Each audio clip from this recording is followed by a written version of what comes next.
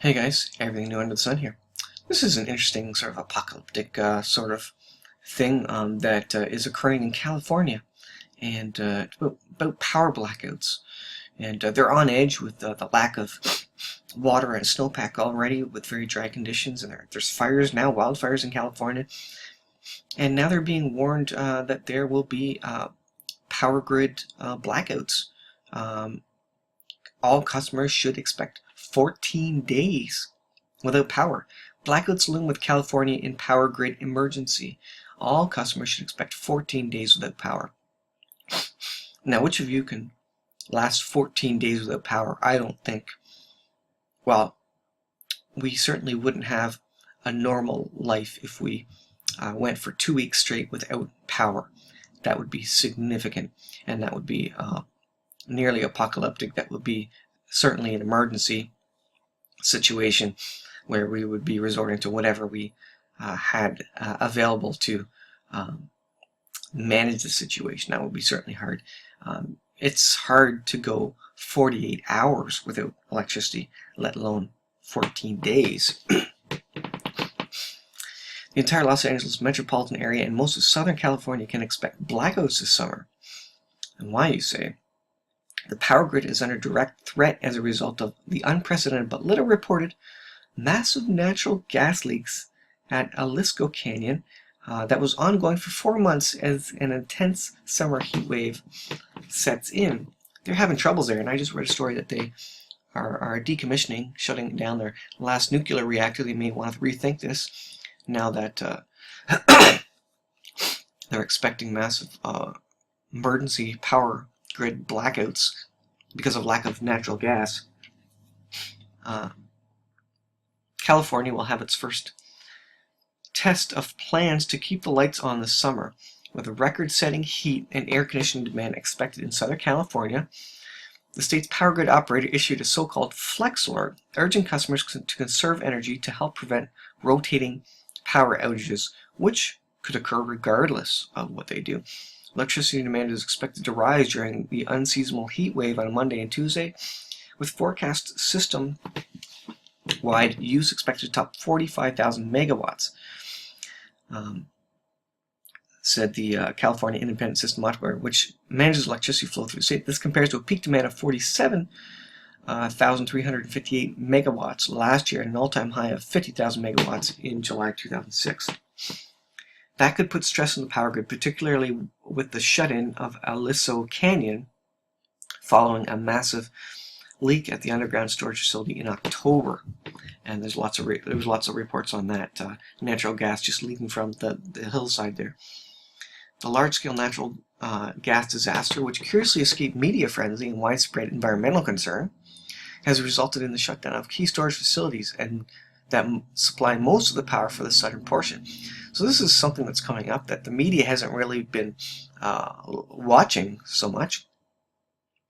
Reports say that all customers should expect to be without power for a total of 14 days, 2 weeks' time out of the summer.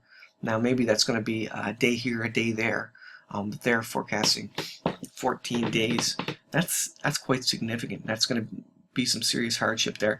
And if they have any other emergency or disaster, that's going to cause even more problems.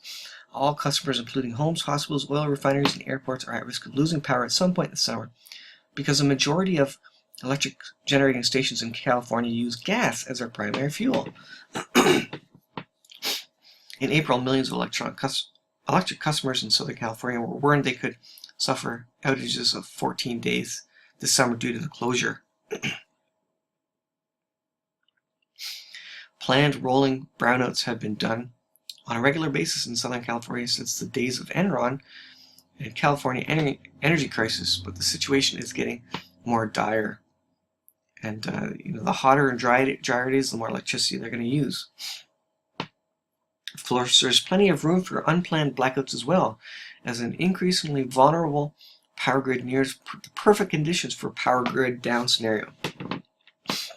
Now, some conspiracy theorists may see a false flag event here where you have an emergency enough where you're going to have to call in, the U.S. Army, for example. In the worst case scenario, the massive power outages, particularly if they are sustained for longer periods, authorities estimate up to 2 weeks without electricity is likely, though not necessarily in consecutive days. So that's what I was saying, a couple days here or there. Could interrupt other vital services, including grocery deliveries, water, gasoline at the pumps, and even communications. Grocery deliveries is it's interesting because with the supply lines today supplying grocery stores only have maybe 2 days worth of food on their shelves. If the 18-wheelers at the trucks stop rolling at any point, you'll see a massive delay and shortage in grocery stores. And someone was commenting about Venezuela. Well, you'll never see grocery stores without food in the U.S. This situation in California suggests that there may be a problem with grocery deliveries, and this is what we know about. This doesn't even include any absolute natural disasters or even any necessarily terrorist events or false flags. It is simple economic fact that the power companies stand to make more money of power shortages during a crisis than they do during abundant, cheap energy, because they can charge more. The outgoing Homeland Security has a warning for her successor. A massive and serious cyber attack on the U.S. homeland is coming, and a natural disaster, the likes of which the nation has never seen, is also likely on the way. How does the outgoing Homeland Security advisor, secretary, know this? Does this person know this? A massive and serious cyber attack? Are they going to put this on top of the rolling blackouts in California? The thing is, there's so many things on edge right now. You got the economy on edge. You got war on edge with Russia and NATO. You got these rolling blackouts, lack of power.